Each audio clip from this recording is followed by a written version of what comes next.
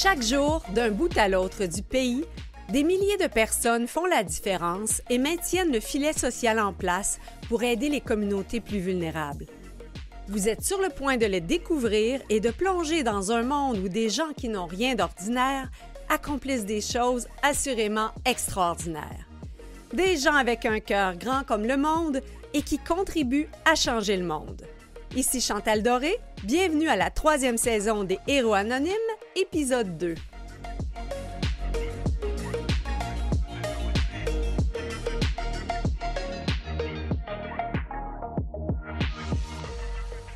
Ce qu'il y a de commun et d'incroyable chez nos héros anonymes, c'est l'éclair de bienveillance dans les yeux, l'énergie qu'ils déploient au service de la cause qui a conquis leur cœur, et j'ajouterais leur capacité de s'émerveiller des progrès des différentes personnes vulnérables qui ont recours à leur service.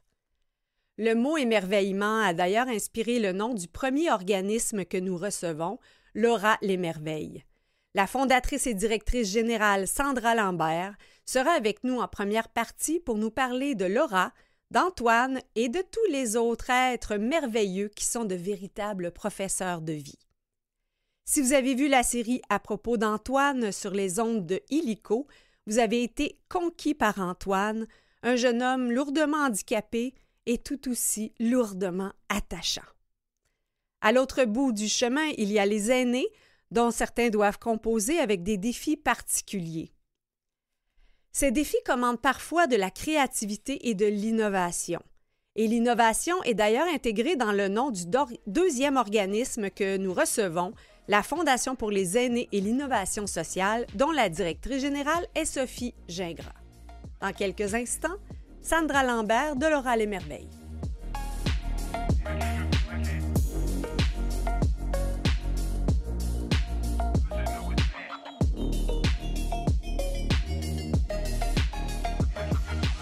Ma première invitée à l'émission Les Héros Anonymes est vraiment un symbole de passion. Cela illustre à quel point quelqu'un qui est motivé, quelqu'un qui croit vraiment à sa cause peut réussir en 15 ans à développer 6 points de service regroupés sous un nom assez particulier dont nous nous entretiendrons sur l'origine, Laura l'Émerveille. J'accueille avec plaisir Sandra Lambert, fondatrice et directrice générale. Bonjour Sandra. Bonjour, merci de m'accueillir dans votre émission. Oui, bien, c'est assez impressionnant de voir pour un organisme qui n'est somme toute pas si connu. Et c'est d'ailleurs pourquoi on a choisi de s'entretenir avec vous pour sortir Laura l'Émerveille de l'anonyme et vraiment faire connaître davantage toutes ces initiatives que vous avez développées au fil des 15 dernières années. Et bien sûr, j'ai envie de comprendre, et sûrement nos auditeurs également, d'où vient l'origine de votre organisme qui a un nom assez particulier, donc Laura l'Émerveille. Donc, dans l'appellation du nom de l'organisme, il y a le prénom Laura. Donc, j'ai eu le privilège d'être sa mère, moi, à Laura, qui est née en 93, puis qui m'a accordé 12 belles années d'émerveillement. D'où le mot l'émerveille, qui est un mot inventé, là, c'est L-E-M-E-R-V-E-I-L, là, c'est pas les espace merveille. Donc, ça fait vraiment référence au chemin d'émerveillement sur lequel Laura m'a emmenée dès sa naissance. Hein. Laura elle avait vraiment un handicap très sévère, multiple, autant au niveau intellectuel que physique, avec des troubles de santé importants, épilepsie, puis une espérance de vie là, quand même limitée de 3-4 ans. Donc, c'est pour ça quand je dis que j'avais beaucoup apprécié qu'elle m'accorde 12 ans, c'est qu'elle a vécu 3 ou 4 fois plus qu'elle devait le faire. Et pour moi, ça a été vraiment une découverte, je vous dirais, d'aller dans son univers, d'aller sur ses chemins à elle de normalité. Parce que vous comprendrez que dans les miens, sa vie était remplie de ne pas. Et moi, j'ai essayé de parler plus à l'affirmatif pour avoir du sens. Donc, c'est vraiment le fruit de mon expérience avec elle qui m'a encouragée, inspirée, j'oserais dire, suite à son décès là, en 2005, de dire, bon, j'étais enseignante là, de formation, j'adorais mon métier d'enseigner au secondaire, mais j'ai pris une petite pause et là, il y avait un appel très, très fort de dire, Et si je démarrais des services que j'aurais aimé avoir à l'époque, et si je partageais l'héritage de mon parcours avec Laura. Fait que c'est comme ça que ça a commencé. Ça a été une façon pour vous de donner un sens à tout ce qui arrivait? Complètement. Je vous dirais, des fois, les gens me disent Sandra, tu n'étais pas obligée de faire ça, c'était bien incroyable. Je vous avoue bien honnêtement qu'il y avait une part d'égoïsme dans ça, qui était de rester aussi proche de cette réalité-là que j'avais appris à apprécier. Tu sais, quand on est enceinte et qu'on porte un enfant, on ne s'attend pas à vivre une réalité comme celle-là. Et moi, je l'ai su, Laura, elle avait 2 mois d'existence. Mais avec le recul, Laura était un grand professeur de l'Université de la vie pour moi. Donc, quand elle a quitté, j'avais de la misère à vivre sans elle et à vivre sans cette réalité-là. Donc, de me retrouver entourée d'autres jeunes comme Laura, ça faisait aussi beaucoup de sens pour moi-même. Oui, mais vous dites tout il y a les deuils des ne pas, ce qu'on ne peut pas faire, et souvent, effectivement, les parents vont se projeter dans les possibles pour leur enfant. C'est sûr, dès qu'on est parent, on commence à penser à quels seront les premiers mots qu'ils vont me dire, quel sera le premier dessin qu'ils vont me faire, bientôt, ça sera qui son conjoint, sa conjointe, à quelle école il va aller, mais quand ça, on n'est pas là dans cet univers-là. Et moi, Laura n'a jamais communiqué avec des paroles. Donc, le mot « maman », je ne l'ai jamais entendu. Mais je l'ai vu dans ses yeux, je l'ai vu par les étreintes qu'elle me faisait avec ses bras. Fait qu'il y a toute une autre forme de langage là, qui s'est installée. Puis c'est un peu ce qu'on souhaite faire dans notre organisation en étant très proche des familles qu'on accompagne. Là, au bout de 15 ans, on en accompagne plus de 200 là, dans la région de Québec, la capitale nationale.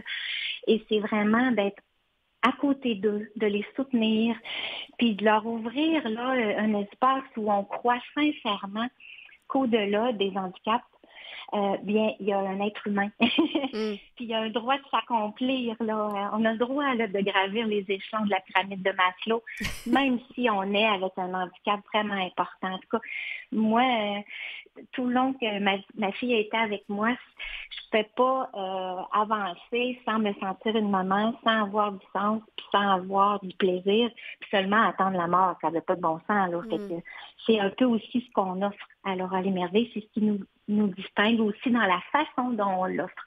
Offrir des services de répit, c'est une chose, mais des fois dans la façon dont on accompagne la famille, comme je vous disais, à Laura Lesmerveilles, les ne-pas sont vraiment interdits, là, c'est même pas une farce.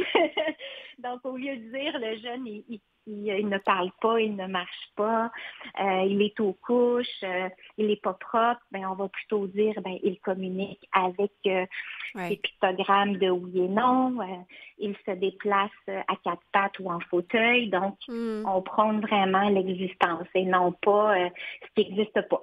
On prône ce qui existe. Et les familles sont très reconnaissantes de ça. Oui.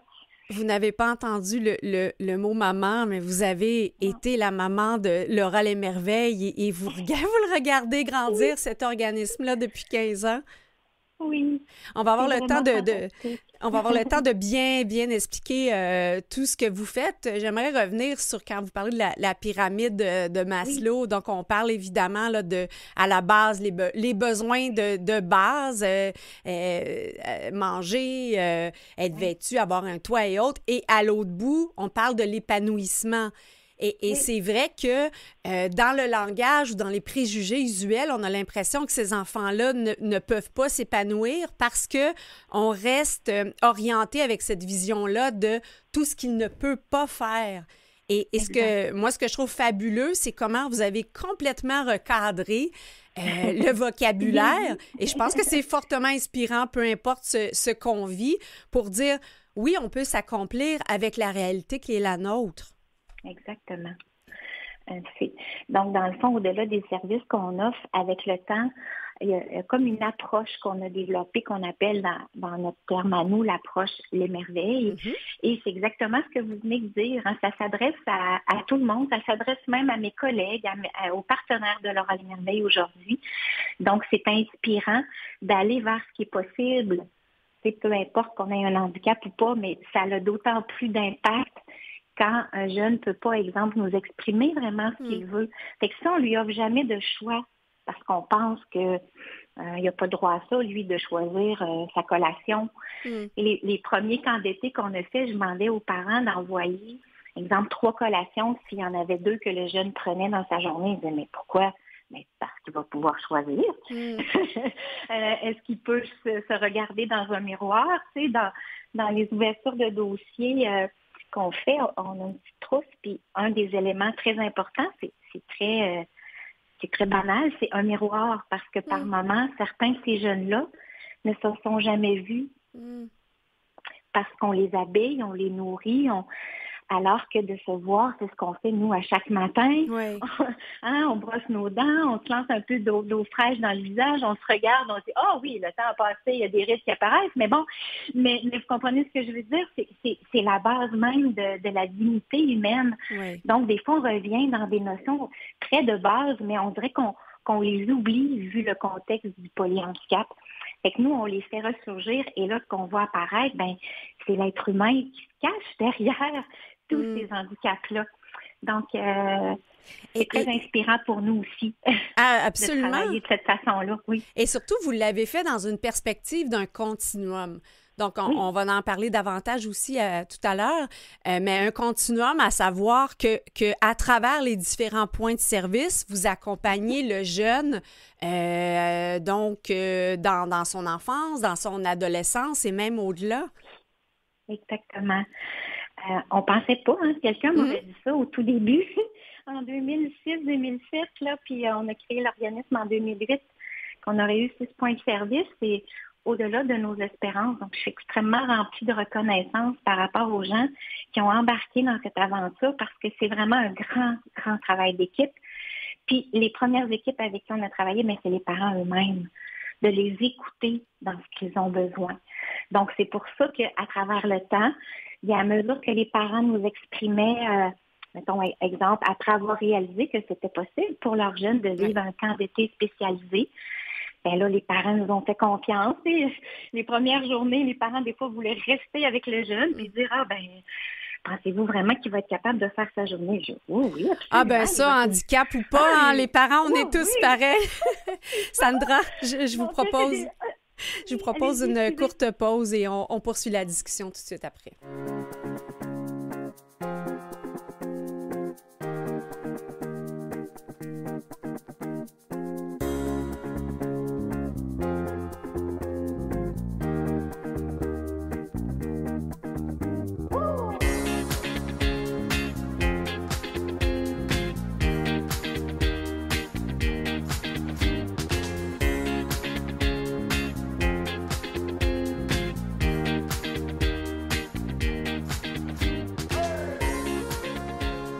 De retour à l'émission Les Héros Anonymes, nous sommes avec la fondatrice et directrice générale de l'organisme Laura les Merveilles, Sandra Lambert. Alors, Sandra, on parlait un peu là, de l'espèce de mélange de fierté et en même temps de peur, d'insécurité lorsqu'on laisse notre enfant au service de garde. Et là, quand on est dans un cas d'un jeune qui vit avec de multiples handicaps, j'imagine qu'il faut vraiment faire confiance à l'équipe en place parce qu'on a développé une connaissance intime de la communication avec notre enfant, surtout dans le cas où il ne s'exprime pas verbalement. Complètement. D'ailleurs, c'est souvent nos parents là, qui sont des projets aidants, sont souvent les spécialistes de leur enfant. Fait que c'est vraiment important pour nous de faire une belle collecte de données, une belle rencontre avec la famille pour qu'ils nous parlent de leur jeune. On a un questionnaire très exhaustif de ce côté-là, mais après, une fois qu'il est rempli, combien important pour nous pour pouvoir interagir adéquatement avec le jeune. Donc, ça passe par aussi de la formation très rigoureuse auprès de nos équipes, là. On a environ entre 100 et 200 employés, dépendamment des périodes de l'année. Wow. C'est une période où il y a plus d'occasionnels, la période estivale. Mais on a vraiment une formation de base et continue qu'on a mis en place depuis les 15 dernières années, qu'on a bonifié grâce à mes collègues extraordinaires qui continuent d'améliorer le parcours. Hein. Plus on en sait, plus on sait qu'on n'en sait pas. Donc, on est toujours en mode formation continue, évidemment. Donc, oui, les parents sont pour nous les premiers spécialistes et on est là pour travailler avec eux, bien évidemment. Puis, de les écouter, comme je vous disais, c'est vraiment eux qui ont été les sources d'inspiration pour développer ce continuum de services-là. On est là pour les soutenir et les appuyer le plus longtemps possible. Ben, c'est un peu comme, peu importe qu'on ait un enfant qui a un handicap ou pas, lorsqu'ils ne parlent pas encore, on connaît leur son, leur façon de pleurer, puis on fait la différence d'un enfant à l'autre. Donc, c'est toute cette intimité-là ensuite qu'on est capable pour poursuivre la communication. Et vous nous disiez, bon, que l'espérance de vie grandit de plus en plus, ce qui a amené à créer aussi dans votre continuum de services des classes pour les jeunes 21 ans et plus, et même 25 ans. J'ai envie de vous entendre, là, classe La Marguerite, ateliers socio-professionnels, les artisans. C'est riche, tout ça. Exactement. Puis, comme je vous l'exprimais d'entrée de jeu, dès mon expérience personnelle, l'intention première, c'est d'essayer de développer un parcours le plus normalisant possible. Donc, le parcours que vous et moi avons fait, que peut-être vos enfants, en tout cas les gens qu'on connaît, c'est d'essayer de voir, qu'est-ce qui peut être adapté pour que ces jeunes-là, eux aussi, aient ce même parcours-là. Donc, quand on termine l'école, dans leur cas, l'école spécialisée se termine à 21 ans, voyez-vous, en 2011, nous, on a commencé la réflexion. Ça fait quand même 12 ans, bientôt 13 à ce moment-là. Et c'est les parents qui nous ont dit, mon doux, dans 2 ans, 3 ans, équipe de Laura Les Merveilles, mon enfant, parce qu'ils les appellent comme ça, même s'ils sont adultes, va terminer l'école spécialisée. Mais qu'est-ce que je vais faire? Moi, parce que est-ce que je vais prendre ma retraite pour m'en occuper, mais aussi sa vie à lui. Donc, c'est comme ça que la classe La Marguerite, grâce à un partenariat incroyable, parce que c'était quand même un projet audacieux là, en 2013 d'ouvrir une classe aux adultes pour la clientèle vivant en situation de handicap multiple et sévère. Je vous dirais que c'est le premier projet qui a vu le jour de cet ordre-là dans la province de Québec. Donc, la Commission scolaire des découvreurs, chapeau à leur ouverture, à leur audace, à leur confiance en nous pour dire, nous, oui, on y croit qu'ils peuvent continuer d'apprendre. Donc, on a, avec le temps, établi un beau parcours de formation aux adultes qui dure 5 ans, puis qui s'arrête, même si à l'époque, on ne savait pas qu'est-ce qu'il allait avoir après. Comme je vous disais, on avait comme référence le fait de dire, dans le parcours normalisant, on n'est pas à l'école toute la vie parce qu'il n'y a pas d'autre chose qui nous attend. Hein. Normalement, là, à un moment donné, on débouche puis on contribue à notre collectivité, à notre communauté.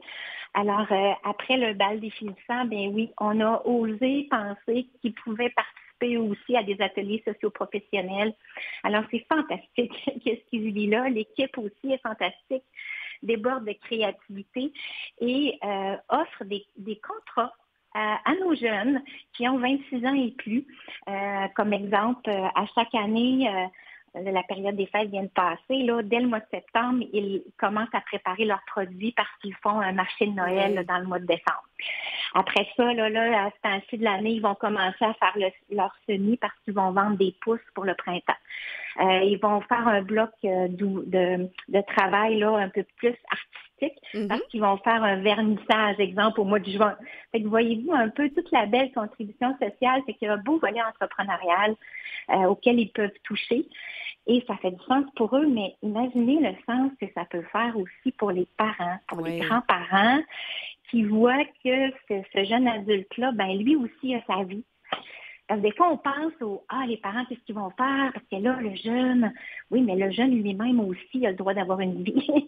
Ses parents, oui, ont le droit d'avoir du répit, mais le jeune a le droit d'avoir une vie aussi. Donc, c'est un peu ça, les ateliers socio-professionnels, là. Puis ça, ça allait déboucher sur un 3e projet. Je ne sais pas si vous voulez que j'en parle maintenant ou au niveau de la maison Leclerc. Oui, en fait, ce qui m'a aussi épaté, c'est de voir, parce qu'il y a tout l'aspect du financement. Bon, je sais que un petit peu plus de la moitié, c'est des paliers gouvernementaux qui vous financent, mais il y a tout le volet des fondations, des dons des parents, dont la famille derrière les fameux biscuits Leclerc là, qui a été tout un soutien pour vous. Incroyablement. Oui, qu'est-ce qu'ils ont fait? Écoutez, Ben, Monsieur Jean-Robert Leclerc et sa femme Suzanne étaient des donateurs de Laura Merveille là, depuis 2013 environ. Fait que moi, je venais à chaque année dans leur maison familiale prendre un thé, j'apportais le rapport annuel et ils me donnaient un chèque annuellement pour l'ensemble des services. Puis, dans un des rapports annuels, à un moment donné, à la fin de la dernière section, c'est souvent nos chantiers d'avenir, ben, on avait écrit que les parents rêvaient d'un milieu de vie pour les adultes où il y aurait une forme de garde partagée, que le jeune qui est encore à la maison chez ses parents, au lieu d'être placé ou s'en aller en CHSLD, mais exemple, qui pourrait aller s'habituer à vivre avec des colocs, exemple, une semaine par mois, par exemple, ou une semaine sur 2. Alors, c'est les parents qui nous avaient demandé ça. Fait qu'un bonjour, Monsieur Jean-Robert Leclerc m'appelle et me dit, Sandra, j'ai pensé à ça en fin de semaine et notre belle maison familiale où tu viens nous rencontrer pourrait servir au projet dont vous rêvez. Wow! C'était fantastique. Et depuis, on travaille fort pour mettre en place. Donc, leur fondation a gardé la maison. Donc, nous, on opère à l'intérieur et ils ont aussi fait les rénovations pour refaire un beau pavillon de 8 chambres dans leur ancien garage.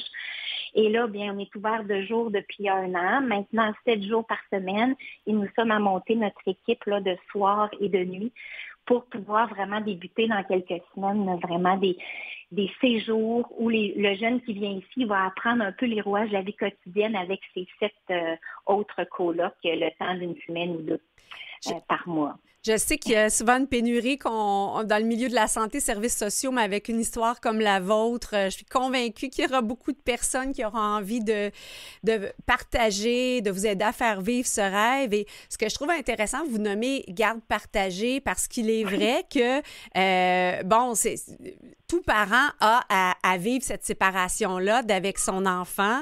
Des fois, il y a des parents qui vivent une garde partagée avec leurs enfants, mais il est vrai que les parents qui vivent avec des enfants lourdement handicapés, ça peut devenir tout un défi au quotidien, mais en même temps, de dire ils s'en vont complètement, bien, c'est même une partie de notre identité de parents là, qui part. Donc, même pour le parent, j'imagine, ça doit être sécurisant d'avoir à la fois du répit, mais de conserver ce lien-là quotidien.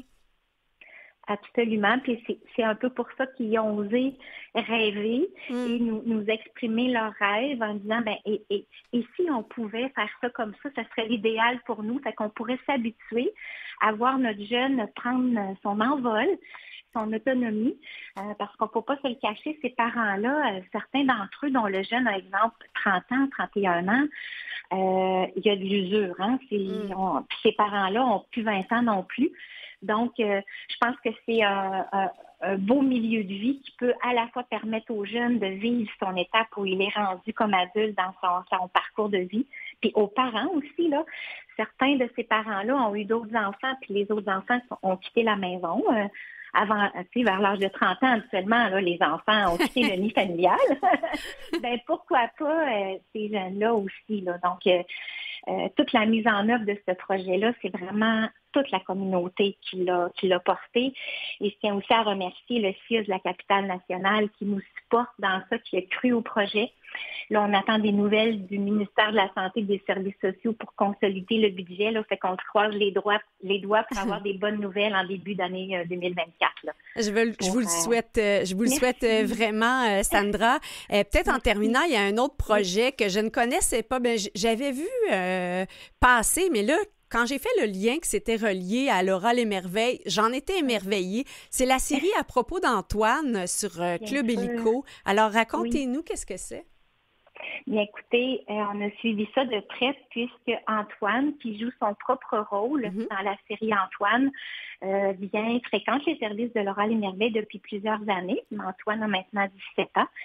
Donc, on a un peu suivi ça de près avec les parents d'Antoine pour aussi appuyer l'équipe de tournage pour qu'ils puissent bien entrer en contact avec Antoine. On avait, exemple, des bénévoles et des accompagnateurs qui ont pu aider à faire la traduction du langage d'Antoine, disons ça comme ça. Mais bien sûr, ses parents étaient très présents aussi. Et il y a des tournages qui ont été faits dans les points de service de Laura Merveille. Et il y a même des figurants dans la série 1. Un des épisodes, c'est l'anniversaire d'Antoine et il y a d'autres jeunes. Bien, il y avait des jeunes de Laura Merveille qui ont participer au casting. Imaginez-vous donc avec leurs parents qui étaient d'une fierté incroyable. Oui. Et vous parlez de casting, là, oui. c'est une série Claude Legault, Fanny Mallette, Oui. Sylvain Marcel, réalisée par Pods. Vous avez eu vraiment des gens qui ont cru en ce projet. Et comme vous le dites, je pense que c'est Antoine, autant que Laura, nous démontre vraiment qu'est-ce que c'est être des professeurs de vie. Complètement. Puis cette série-là, avec l'angle aussi qu'elle aborde la situation de vie d'Antoine, vraiment chapeau à Kathleen Rouleau qui a écrit la série, qui est la belle-mère d'Antoine, et qui nous démontre toute cette sensibilité-là, ce lien privilégié-là qu'on peut créer avec un jeune qui a une situation comme celle d'Antoine, mais aussi les situations cocasses. Quand on écoute la série, on rit, là, mais on passe aussi à rire aux larmes, là, parce qu'il y a des bouts de grandes émotions, mais en même temps, il y a plein de bel humour. Donc, moi, j'ai particulièrement apprécié cet aspect-là. C'est une belle visibilité ou une façon de sensibiliser à cette réalité-là qui est quand même peu connue. En même temps, heureusement, on ne souhaite pas qu'il y ait trop de jeunes qui ont des situations comme ça, mais ça existe. Et quand ça nous arrive, c'est pas quelque chose qu'on a souhaité. Je peux juste vous le confirmer. Mais vous avez fait d'une situation difficile quelque chose d'extraordinaire, Sandra, et vraiment, ça a été un plaisir de vous entendre parler de Laura les Merveilles. On vous souhaite vraiment le succès dans tous les autres projets, pour tous les Laura Antoine et les autres petits êtres merveilleux dont vous vous occupez.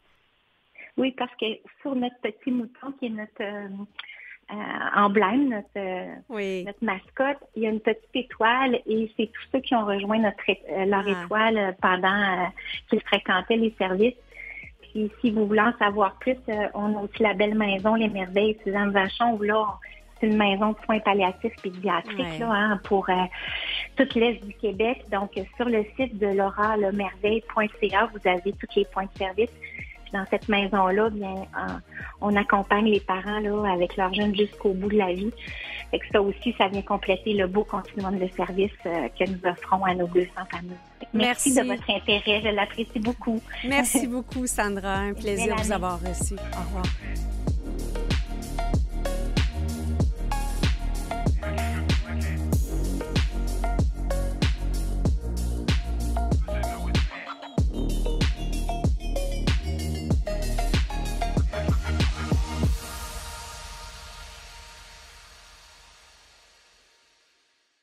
Vous écoutez Les Héros Anonymes avec Chantal Doré. Pour cette deuxième partie de l'émission Les Héros Anonymes, nous allons à l'autre bout de la vie. Si les jeunes de Laura les Merveilles n'ont pas tous l'occasion de vieillir très, très vieux, à l'autre bout de la vie, il y a les aînés qui sont soutenus par la Fondation pour les aînés et l'innovation sociale. Et ce qui m'a fasciné dans cet organisme, c'est toutes les idées et la créativité qui est mise afin de pouvoir garder les aînés à la maison et soutenir ceux qui sont en CHSLD, les immigrants, les réfugiés. Donc, on va parler d'une belle fondation qui est menée avec beaucoup d'amour par Sophie Gingras, qui en est la directrice générale. Bonjour, Sophie. Bonjour, vous allez bien? Oui, merci beaucoup. Fondation pour les aînés, l'innovation sociale qu'on appelle de son petit nom fait. Oui, exact. Oui. Donc, vous en faites beaucoup. On veut en faire plus, même, je dirais, parce que les besoins sont grands. Comme vous le savez, là, les aînés ont de plus en plus de besoins et sont de plus en plus nombreux aussi, bien sûr. On n'invente rien. Puis, nous aussi, comme population, on est de plus en plus sensibles à ce qu'ils vivent parce que on commence à comprendre qu'on s'en va tous vers là quelque part. Là, fait qu'on veut obtenir cette reconnaissance-là qu'on a dans notre vie comme citoyen actif. On veut que ça continue en vieillissant. Puis c'est un petit peu tout ça là, que la Fondation veut ramener à l'avant-scène des préoccupations, je dirais. Là. Tout à l'heure, je voudrais vous entendre vraiment sur le volet innovation parce que justement, avec non seulement le vieillissement de la population, mais de grosses cohortes vont vieillir en même temps. Je crois que ce sera essentiel de faire preuve d'innovation parce que les défis seront nombreux. Mais d'abord, peut-être brosser un portrait de l'aide que vous fournissez. Bon, d'entrée de jeu, vous n'avez pas de clients directs. Vous êtes plutôt au service de plusieurs établissements et d'organismes qui, eux, sont au contact des personnes âgées. C'est ça? Oui, vous avez raison. C'est-à-dire qu'on n'a pas d'équipes bénévoles qui vont donner des soins directement là, aux personnes, soit qui sont en résidence ou à domicile.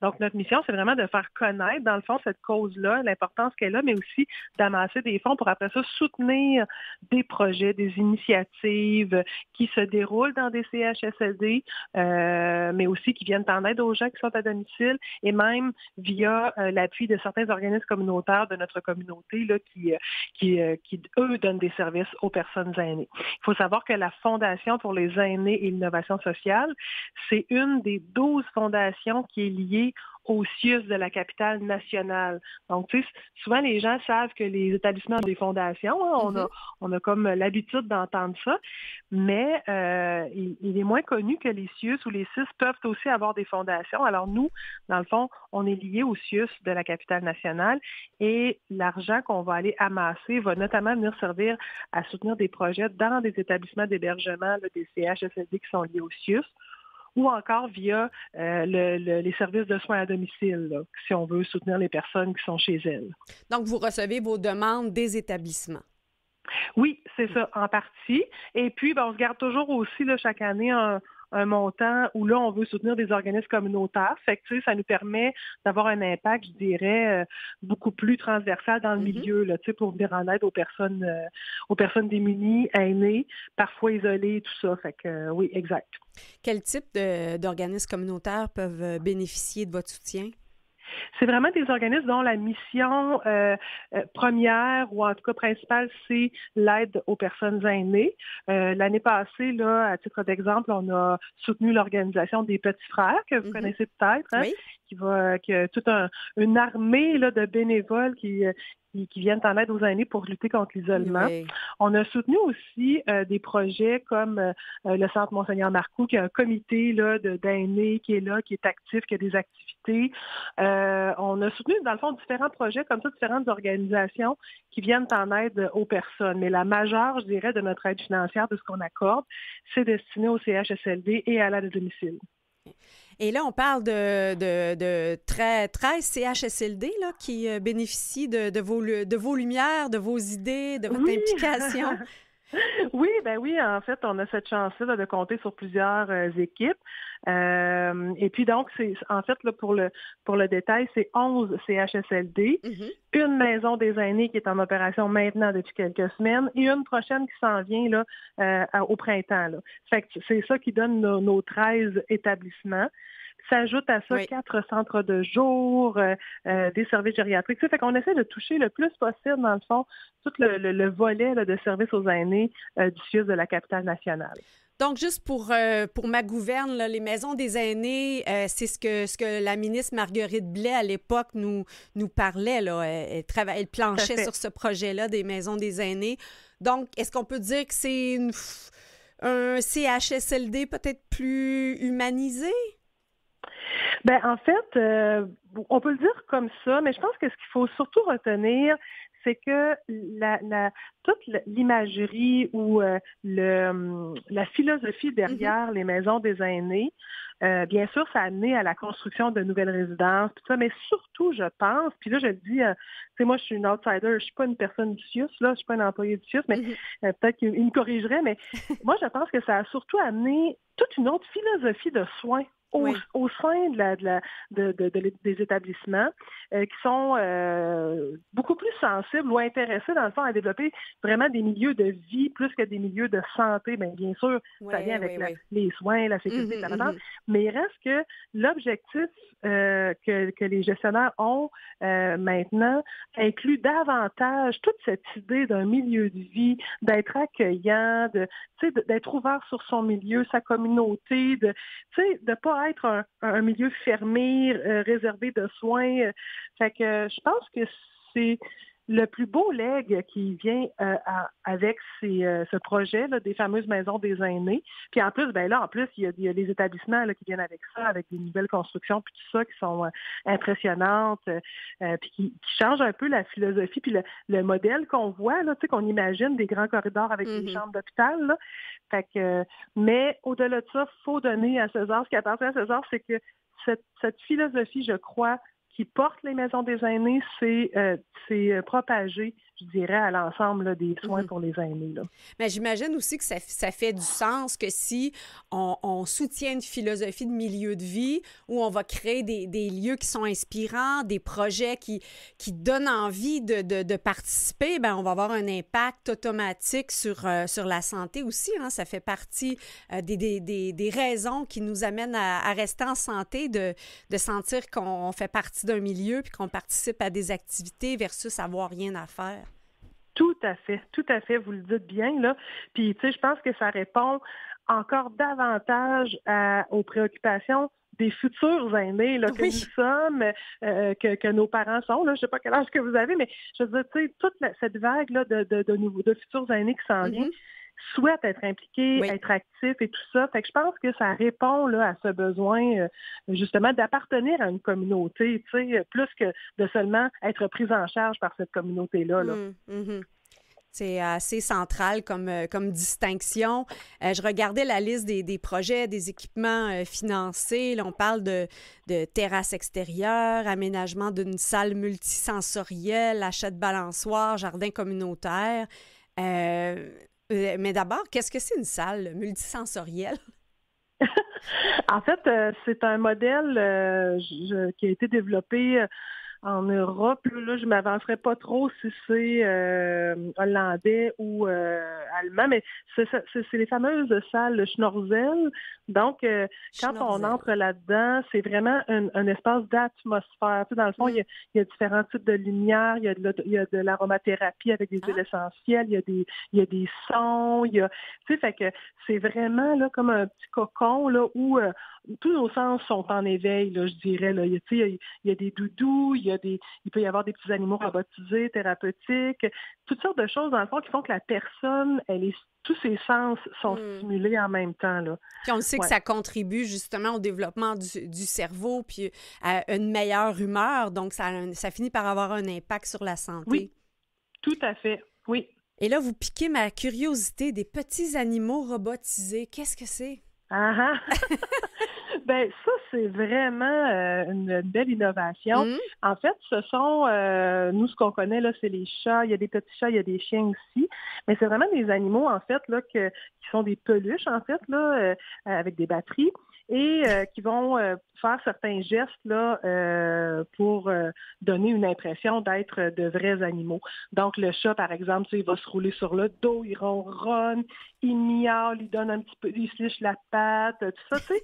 Mais l'idée, c'est que pour des personnes qui se retrouvent très seules, par exemple, dans des environnements où ils ne peuvent plus avoir d'animaux, honnêtement, c'est bluffant, là. Tu sais, l'effet que ça fait quand on met la petite bête sur nous, on se met à la flatter, on se prend au jeu, tu sais. Alors, pour des gens, soit, comme je le disais, en situation là, d'isolement, tout ça, ou pour des gens en perte cognitive, ça devient, dans certains cas, leur plus grand ami. Ils ne font pas la différence que le chat soit vrai ou pas. C'est ça. Okay. Non, c'est ça, mais ce que ça crée comme interaction entre la personne, les intervenants, les familles, les voisins, hein, tu sais, les résidents autour, c'est extraordinaire parce que dans certains cas, tu sais, les gens vont aller présenter leur animal, ils en parlent, là, mon chat, il est tannant, là, mon chat, il a fait ça. Ou, tu sais, fait que c'est vraiment un équipement qui est impressionnant par rapport à ce qu'il apporte aux personnes à qui on va les offrir. Là, puis je trouve ça le fun que vous souligniez cet équipement-là parce qu'il y a quelques semaines, on a été au salon de la FADOC là, avec la Fondation et on avait nos chats robotisés pour attirer un peu les gens au kiosque. Puis tu sais, les gens étaient comme, ben voyons donc, un chat robot, mais comment ça?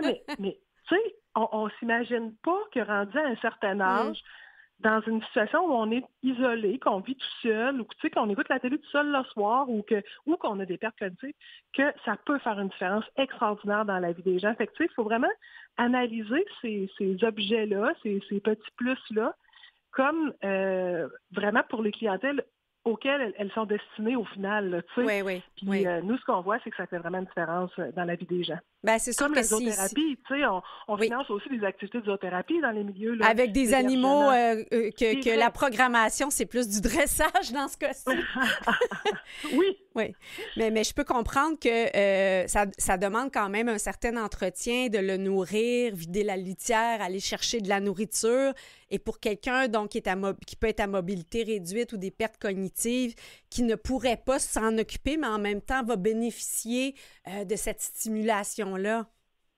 Ben oui, absolument, parce que ça fait une présence, quelle qu'elle soit, pour ces personnes-là. Ça devient une personne, ça devient un petit être à qui on parle, on s'adresse. Comment tu vas ce matin, mon bébé? Tu sais, on a des chats, on leur parle comme si c'était nos enfants, là, tu sais. Fait que c'est pareil pour eux au final. Fait que ça les garde, tu sais, actifs cognitivement, ça les garde actifs aussi. Et ça répond à un besoin émotif, en fait, de ne pas être seul. Puis ça, tu sais, quand on n'a pas vu ce que ça donne sur les gens, souvent on a tendance à en douter. Tu sais, c'est un robot, c'est des batteries, nanana. Mais non, ça fonctionne. C'est très, très réconfortant pour les personnes. Mais vous m'avez convaincue au départ. J'étais un petit peu dubitative, mais là, je comprends très bien toute la philosophie derrière. Sophie Gingras, je vous propose une courte pause et on poursuit l'exploration de la Fondation pour les aînés et l'innovation sociale tout de suite après. Merci.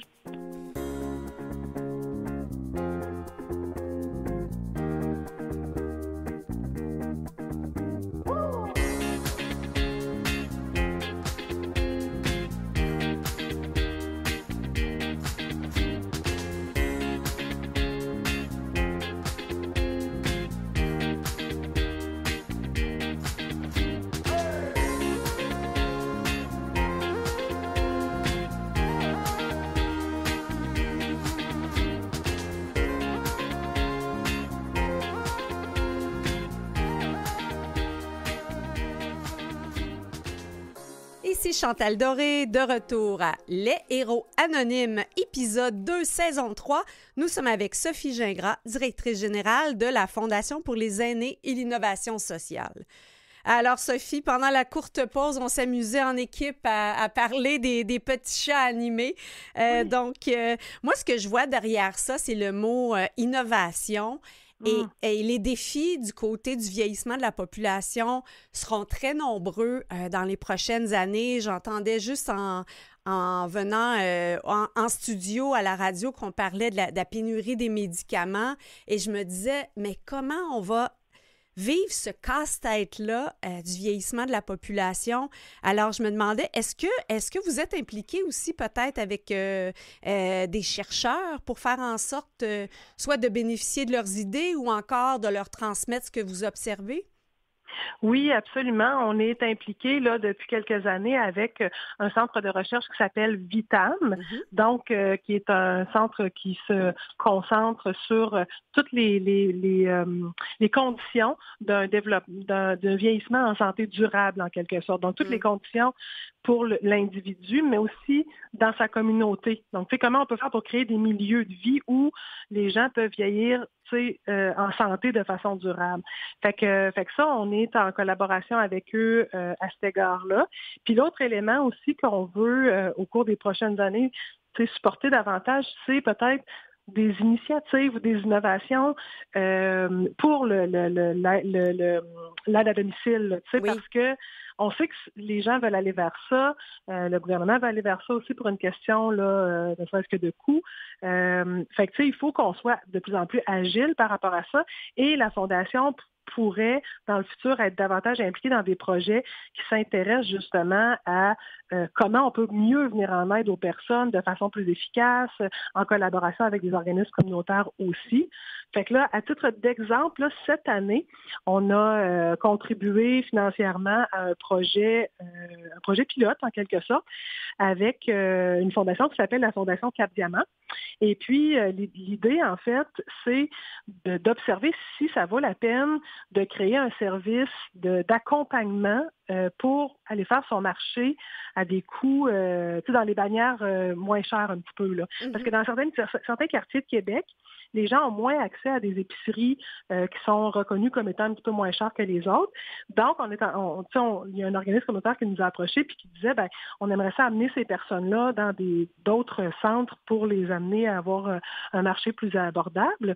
Mais ça demande quand même un bénévole, ça demande une voiture, ça prend quelqu'un qui accompagne. On ne peut pas juste aller porter à la personne puis on va la rechercher. Oui.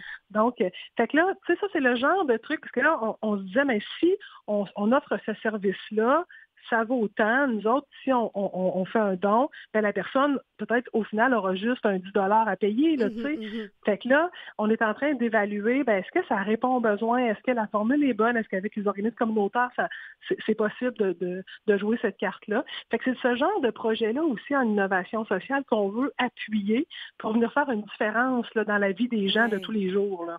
Je sais aussi que vous avez une expertise montante aussi du côté des immigrants ou des réfugiés qui évidemment, tout le monde vieillit, peu importe de quelle origine culturelle aussi. Est-ce que ça vous amène aussi pour comprendre un peu certains facteurs culturels à peut-être avoir le soutien de certains organismes communautaires culturels ou même peut-être de bénévoles d'autres cultures?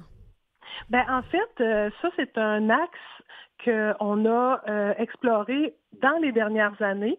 Puis, depuis l'an passé, on a décidé de se concentrer uniquement sur les fonds qu'on recueille pour venir en aide aux personnes aînées. Donc, on a pris un petit peu de distance par rapport à ça, peut-être pour mieux redécoller, parce que ce qu'on avait observé aussi, c'était que par rapport au vieillissement, les communautés culturelles ou les immigrants dans notre région, c'était pas, oui, il y a des problématiques, mais il y avait encore beaucoup, c'était pas une communauté très grande. Fait que souvent, ils ont tendance aussi à se soutenir aussi beaucoup en famille, à garder leur aîné à domicile, ouais. C'est ça. Fait que là, on a décidé là, de se concentrer vraiment sur les aînés. Mais cela dit, si on pouvait faire des liens avec des organismes communautaires qui sont liés à l'immigration, aux personnes réfugiées, puis tout ça, puis aux personnes aînées, ça, c'est le genre de projet que là, on serait prêt à financer aussi. Là, fait que là, on est en train là, de tisser des liens tranquillement pour se rapprocher de ces organisations-là, puis dire, est-ce que dans les communautés que vous représentez, c'est quoi les enjeux pour les personnes aînées dans ces communautés-là? Puis comment la Fondation peut mettre en place quelque chose, encore une fois, d'innovant, pour leur venir en aide directement? Alors que il y a quelques années, on touchait peut-être plus tous les groupes d'âge là, pour les personnes, les nouveaux arrivants, je dirais, plus vulnérables. Là, on veut vraiment se concentrer sur les groupes d'aînés d'entre eux, là. Oui, oui.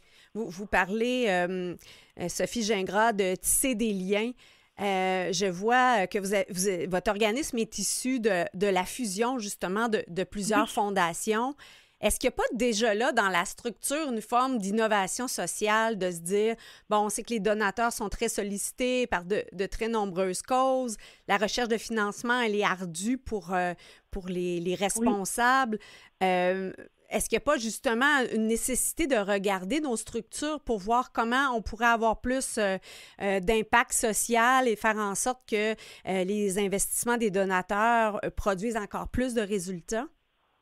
Je pense que c'est une voie à évaluer, bien sûr, parce que ce faisant, on partage surtout notre expertise, puis on grandit finalement notre niveau de compétence. Mais je vous dirais que nous, on a opté pour cette stratégie-là parce que, étant intimement lié au réseau réseau de la santé, on a été un peu aussi aux premières lignes là, pour subir les changements aussi qui arrivaient, là, les fusions qui arrivaient d'établissements. Fait que dans le fond, les fusions desquelles nous avons été créés étaient auparavant des fondations liées à des établissements précis, là, un hôpital machin, ou puis finalement, à un moment donné, ils se rendaient compte que c'était beaucoup trop lourd à soutenir une fondation autonome juste pour leur établissement. Puis donc, ça a amené finalement à ces fusions-là. Puis je pense à la création d'une certaine force d'impact.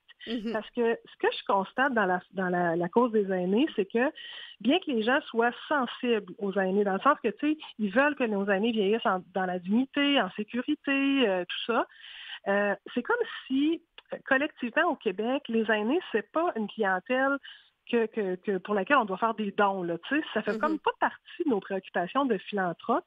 Tandis que pour les enfants, il y a énormément de campagnes. Oui. Tout à fait. Puis là, on est vraiment sensible, que ce soit ça, que ce soit la pauvreté, les femmes, mais les aînés, non, c'est pas nous autres. Ça c'est le gouvernement qui s'occupe de ça. Ah oui, hein? Comme si cette cible-là est plus associée à une responsabilité gouvernementale, tandis que les enfants, ça vient nous chercher, plus au niveau de comme donateur, tandis que les aînés, on le voit comme si c'était une responsabilité gouvernementale. Ça vient d'où cette perception-là, d'après vous? Écoutez, il y a plusieurs facteurs, je pense, qui peuvent expliquer ça. Là, peut-être l'histoire du Québec, là, qui a fait qu'à travers les années, l'État a rassemblé beaucoup de services pour les aînés. On a comme fédérer ça en quelque sorte par l'État, puis maintenant, on a comme un peu déresponsabilisé les familles jusqu'à un certain point, là. Puis là, là, on essaie de faire l'inverse, mais là, les gens sont un peu, mais c'était pas de même avant, puis oui. Fait qu'il y a peut-être de ça, un peu, mais je pense qu'il y a quelque chose à un petit peu casser dans cet imaginaire-là, parce que, je veux dire, l'État, il s'occupe aussi des gens qui sont dans la pauvreté, l'État, il s'occupe des enfants qui ont des difficultés ou malades, on est là quand même là, comme structure gouvernementale. Alors, et pourtant, comme donateur, comme philanthrope, on accepte de faire le petit plus, pour améliorer la qualité de vie de ces personnes-là, pour soutenir les familles, etc. Et pour les aînés, c'est comme un switch qui se fait pas dans l'esprit. Fait que, moi, je trouve que cette fusion de différentes fondations dans le passé, elle permet, entre autres, de se donner cette force d'impact-là pour être de plusieurs voies pour être capable de dire mais les aînés ont besoin de nous tout autant que les autres clientèles qui sont vulnérables parce qu'ils sont autant vulnérables que bien d'autres clientèles qu'on connaît, là, que ce soit parce qu'on est vulnérable parce que le corps vieillit, parce qu'on a des pertes cognitives physiques, qu'on soit vulnérable parce qu'on manque de sous ou on est isolé, on n'a plus de famille. Il reste que ce sont des personnes très vulnérables et à plusieurs niveaux. Des personnes aussi qui vivent des enjeux de santé mentale, comme dans les autres groupes d'âge, puis que ça touche les enfants, les conjoints, parce que le vieillissement, s'il est accompagné de pertes cognitives ou de pertes physiques, génère énormément d'anxiété pour l'environnement et pour les personnes. Fait quelque part, là, c'est une clientèle vraiment vulnérable et qui a des grands besoins. Puis la Fondation veut venir soutenir ça, mais mettre cette cause-là de l'avant aussi. Fait que, moi, j'ai assez vite compris, en arrivant à cette fondation-là, que si j'avais pour mandat de bâtir la notoriété de la Fondation, nous avions comme mandat de bâtir aussi la notoriété de la cause, parce que je me suis rendu compte que dans son volet philanthropique, c'est une cause qui est assez méconnue encore, assez surprenamment, là. Mais il n'y a pas ça un peu comme réflexion, Sophie? Avant, on misait beaucoup sur Centraide pour centraliser les dons. Et là, on est quasiment dans un marketing de cause ou la cause qui réussit à nous séduire davantage. Mais il y a une analyse d'impact social à faire. Oui, absolument. Absolument. Mais en fin de compte, quand on est un philanthrope, quand on veut donner, quelque part, on va choisir des causes qui nous ont touchés personnellement. Fait que bien que toutes les causes sont bonnes, il reste que celles qu'on choisit, c'est parce qu'on a un vécu, c'est parce qu'on a une sensibilité dans notre famille ou par rapport à ce qui nous est arrivé dans notre histoire. Fait que je pense que c'est important d'avoir quand même plusieurs causes pour permettre aux donateurs de garder contact avec ce qui se passe dans leur communauté. Où est-ce qu'il y a des poches de vulnérabilité? Comment on peut aider aussi, parce que moi, je pense que la philanthropie, c'est pas seulement de faire un chèque, de faire un don. La philanthropie, c'est de donner un sens à nos valeurs, de donner... c'est beau, ça. De réaliser ce en quoi on croit. Fait que si moi, ce que je crois, c'est que les aînés doivent vieillir en santé, entourés, avec des milieux de vie dynamiques, sains et adaptés, tabarouette, je vais faire un don pour influencer ma communauté. De la même façon que si moi, mes valeurs, c'est l'environnement, je vais faire un don pour favoriser ça parce que je veux avoir un impact sur le développement futur de c'est ça la philanthropie, tu sais. Fait que je trouve que de parler des aînés, de se dire, c'est une cause qui est importante, puis il faut se mobiliser, puis on a une responsabilité de le faire, je trouve que c'est vraiment un élément très important et central de notre mission. Puis si on peut éventuellement un jour mobiliser d'autres fondations qui s'occupent de cette clientèle-là aussi, puis travailler ensemble à mettre cette cause-là sur la map. Moi, c'est ce qui m'anime, là, parce que je me dis, on n'a pas le choix, là, il faut qu'on aille vers ça, là. Sophie Gingras, votre cri du cœur est entendu. Et si on veut, si on veut en savoir davantage, à quel site Internet on se rend? Oui, alors c'est fondationfait.org, donc fait FAIS, fondation FAIS.org. Et vous allez avoir toutes les informations là, sur ce qu'on fait, bien sûr, mais aussi sur les événements qui s'en viennent, les campagnes et tout ça. Donc, vos auditeurs peuvent aller consulter ce site-là sans problème et communiquer avec nous quand c'est possible. Un gros merci. C'est moi qui vous remercie. Vous faites une très belle émission. Merci beaucoup. Au revoir. Merci beaucoup d'avoir été avec nous. C'était Sophie Gingras de la Fondation pour les aînés et l'innovation sociale. En première partie, nous avions Sandra Lambert de l'Oral et Merveille. Merci à notre dynamique équipe, Catherine Bourderon à la recherche, Mathieu Tessier en régie. Ici Chantal Doré, votre animatrice. Je vous donne rendez-vous la semaine prochaine et je vous invite à écouter nos épisodes précédents sur canalem.vuesetvoix.com et sur Spotify. À très, très bientôt. On vous promet une autre belle émission remplie de gens passionnés la semaine prochaine.